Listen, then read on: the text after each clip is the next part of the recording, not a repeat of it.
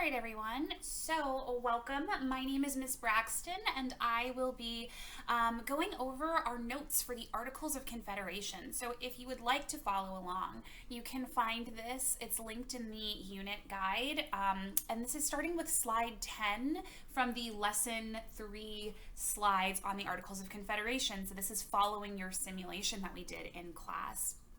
So a little bit about the Articles of Confederation. First, you're going to have to ask yourself, what exactly is a confederation? Well, it's a group of independent states that agree to work together. There's a really, really weak central government. So what we'd like to think of today as like the federal government, basically under a confederation has almost no power. So those states are going to be sovereign in their own internal affairs. This means that they're going to have say over pretty much everything that happens within their state. So honestly, if you want to almost think of it as like states being their own little countries with a very, very, very weak federal government. There have only been 2 times in the entire history of the United States that we were a confederation. And so if you ask yourself, when were those times?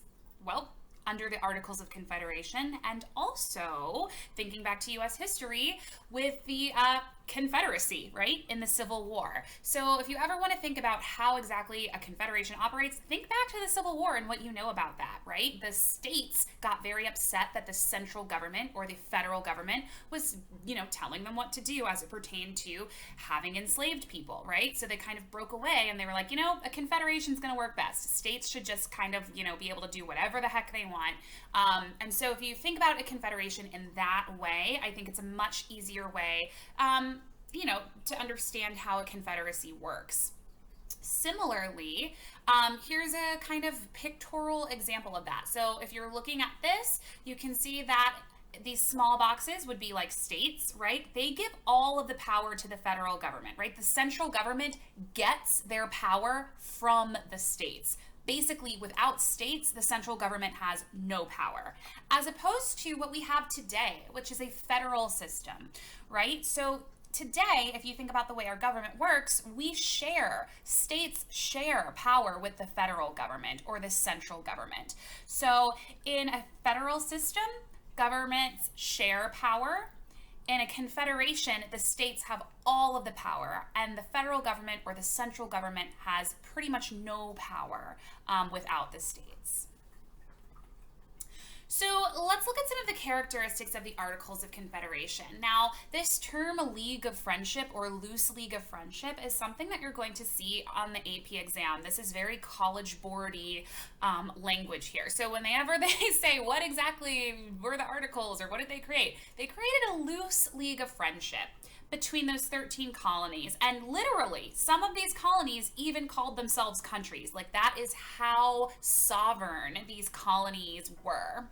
And we know that there was a unicameral legislature. So that means that there was only one house in the legislature. If you think about today, we obviously know, we have 2 houses, right? We have the House of Representatives and we have the Senate. But back then, there was only one house, and every single state or colony got 1 vote.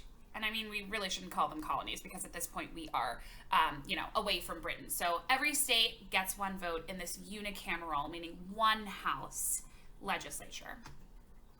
So what did the Articles exactly do? Well, Congress had some power, right? That central government, that very, very weak central or federal government, was allowed to make peace. So in terms of, if there's another country that's like doing something, then the federal government could handle that. They could coin money. They could appoint army officers, control the post office, and negotiate with Native American tribes. Well, besides that, each state had pretty much full authority to govern within its own territory. So we just talked about that we had that unicameral legislature and that every state gets 1 vote regardless of size. And you can think about how this might have been problematic for some of the larger states, but we'll get into that in a moment. Delegates to Congress were also selected and paid by the states.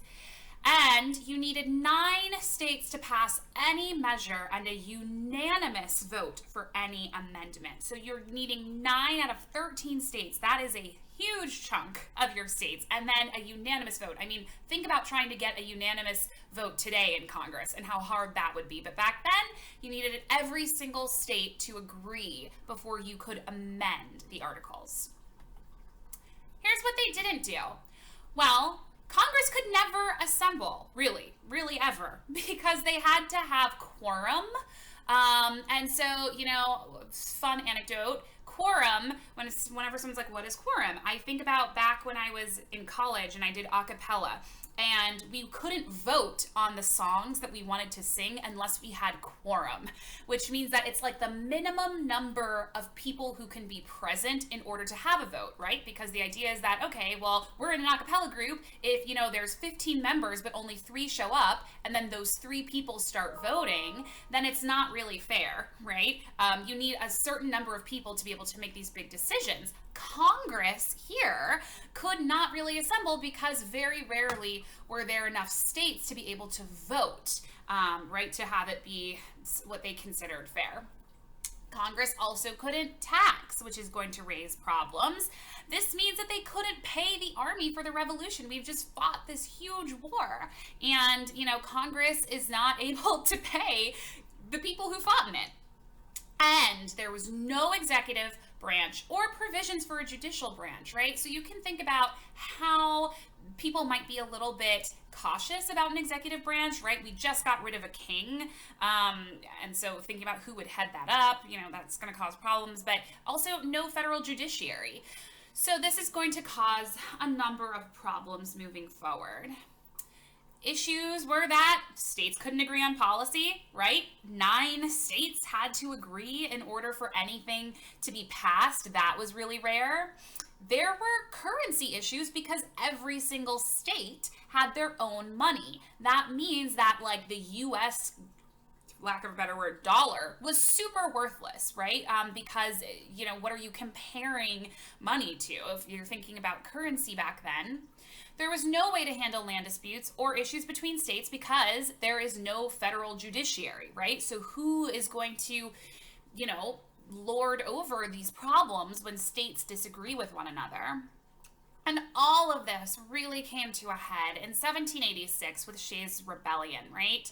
So there was a whole bunch of farmers. They were upset. The government had tried to seize the farmers' land to pay off some debts, and Daniel Shays was like, absolutely not. So he got a few, and by a few I mean 1,500, other rebels and farmers who turned on the government. And this was a hot mess because you had to get people to volunteer to shut down this rebellion because Congress couldn't draft an army. That is not a power that Congress had. So you just had to basically depend on volunteers to shut down this rebellion.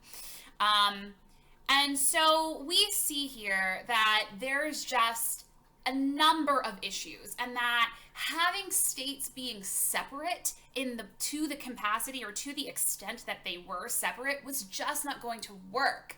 So the states really were going to have to join together and be a little bit more cooperative than just a loose league of friendship for this all to work, for our new government to work.